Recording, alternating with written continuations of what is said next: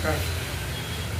আজি হৈছে গান্ধী দিৱস, অৰ্থাৎ এক কথাত ক'বলৈ গ'লে আজি অহিংসা দিৱস।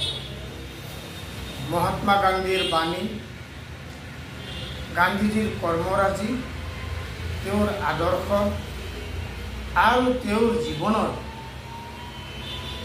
যিখিনি অনুপ্ৰেৰণামূলক কীৰ্তিস্তম্ভ, সেই সম্পৰ্কে আজি সমগ্ৰ দেশবাসী, সমগ্ৰ ভাৰতবাসী আজি পৰ্যালোচনা কৰা, সমালোচনা কৰা আৰু তাৰ ওপৰত বাস্তৱ জীৱনত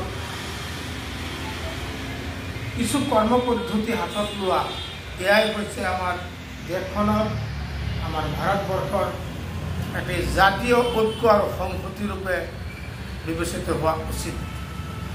কিন্তু প্ৰশ্ন হয়, অহিংসাৰ নামত সমগ্ৰ দেশখনত আচলতে হিংসাৰ যিটো বীজ ৰোপণ কৰা হৈছে, যিটো অহিংসাৰ নামত, অহিংসাৰ কেৱল মুখত নামটো লৈ হিংসাৰ যিখিনি হিংসা বিয়পোৱাৰ যিখিনি কাৰ্যপন্থা, কৰ্মপন্থা একাংশই হাতত লৈছে, এই সম্পৰ্কেও আজি মই ভাবোঁ পৰ্যালোচনা হোৱা উচিত, আলোচনা সমালোচনা হোৱা উচিত। হিংসাই মানুহক কৰ্মবিমুখ কৰে, হিংসাই মানুহক লাঞ্ছিত বঞ্চিত কৰে, মানুহক ধ্বংস কৰে। আৰু হিংসা কৰিলে কেতিয়াও এখন সমাজ, এটা জাতি, এখন দেশ কেতিয়াও আগবাঢ়ি যাব নোৱাৰে।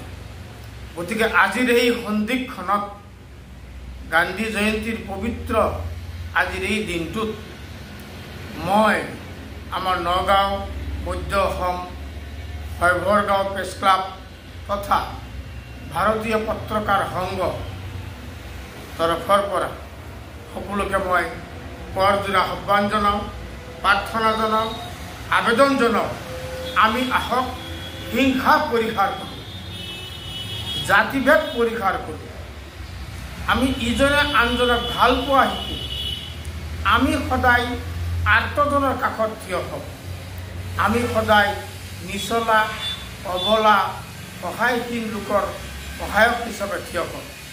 মনত ৰাখিব, যেতিয়া ভাতৃত্ববোধত হিংসা বিয়পিব, ভাতৃত্ববোধৰ এনাজৰী যেতিয়া ছিঙি যাব, তেতিয়াই হিংসাৰ ধাবানল আগবাঢ়িব আৰু এটা চক্ৰই আমাক খাওঁ খাওঁ কৰি আহি পেলাই আমাক খাই খাই খাই খাই শেষ পৰ্যায়ত উপনীত কৰিব। সমগ্ৰ দেশজুৰি আজি এনে এক কাৰ্যপন্থাই যেন নীৰৱে নিস্তব্ধে আগবাঢ়িছে। দেশ স্বাধীনতাৰ মূল কাণ্ডাৰী স্বৰূপ জাতিৰ পিতা মহাত্মা গান্ধীৰ আদৰ্শৰে আমি আগবাঢ়িব লাগিব।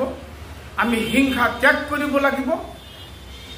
আমি অহিংসাৰ এনাজৰী সদায় কটকটীয়া আৰু মজবুত কৰিব লাগিব। আমি সকলোকে আহ্বান জনাওঁ, আহক আমি সকলোৱে হিংসা ত্যাগ কৰোঁ, ঘৃণা ত্যাগ কৰোঁ, জাতিভেদ প্ৰথা ত্যাগ কৰোঁ, সাম্প্ৰদায়িকতাৰ ঊৰ্ধত থাকি এক দেশ, এক জাতি আৰু এক প্ৰীতি আৰু সম্প্ৰীতিৰে আমি আগবাঢ়ি গৈ আমি এখন সুস্থ সবল সমাজ, এখন জাতি, এখন দেশ গঠন কৰিবলৈ আগবাঢ়ি যাওঁ। ধন্যবাদ।